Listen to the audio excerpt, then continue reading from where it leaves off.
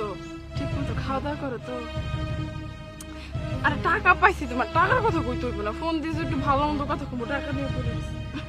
আরে না, এখনই কেন, কেবলমাত্র 6 মাস। শোনো, তুমি আস্তে আস্তে বাবু দেখবা হাঁটতেছে।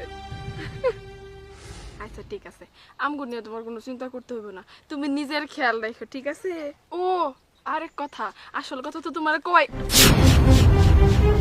বাজান, ও বাজান তুই কি বাসস? আমার বান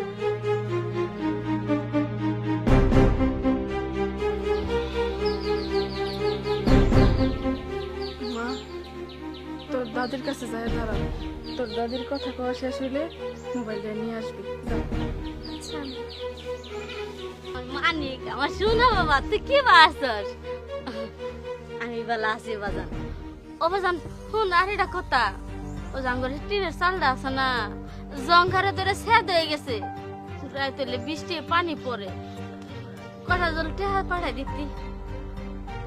আচ্ছা ঠিক আছে বাজান, তুই টেহা পাঠাই দিস, আমি টিনের চাল নতুন করে দিমু।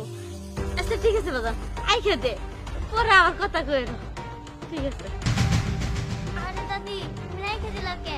মা আব্বার সাথে কথা কব। তোর বাবা রেখে দিছে, আমি কি করবো? আচ্ছা হুন, বিদেশ থেকে এত ফোন দিলে মেলা টাকা কাটবো, পরে আমার ফোন দিবনি, এত ঘন ঘন কথা গন্না করতে না তো। এই ধর মোবাইল নিয়ে যা। খালি ঘন ঘন কথা কর, আমার পুরাটা পিন্দাটাই শেষ করিল এই মারছে। আম্মা, এই যে দাদি ফোন রেখে দিল, দাদিরা কইলাম, দাদি আর আমার কুত্তে ঝাড়ি দিল। আচ্ছা ঠিক আছে মা, চল বাড়িতে চল।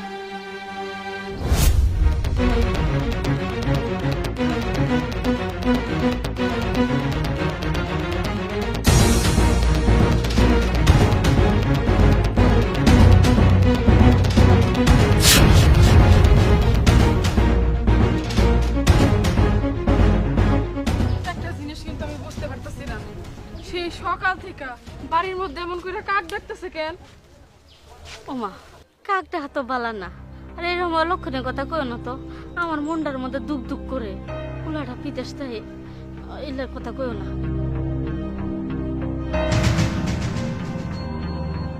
আম্মা, কারা জানি আইতাছে, ফ্যানের মধ্যেটা কি? জানি না গো, ওইরকম করে তোর লাশ আহে। আমগো বাড়ির দিকে আসতেছে কেন? আমার চলে একটু যাই। কি ব্যাপার, এরা কাল্লা?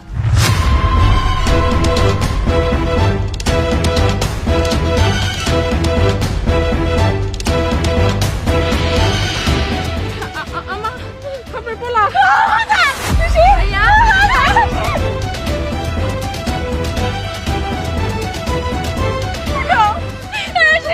কি হয়েছে? দেখ না, তোর বাবা কথা কয় না।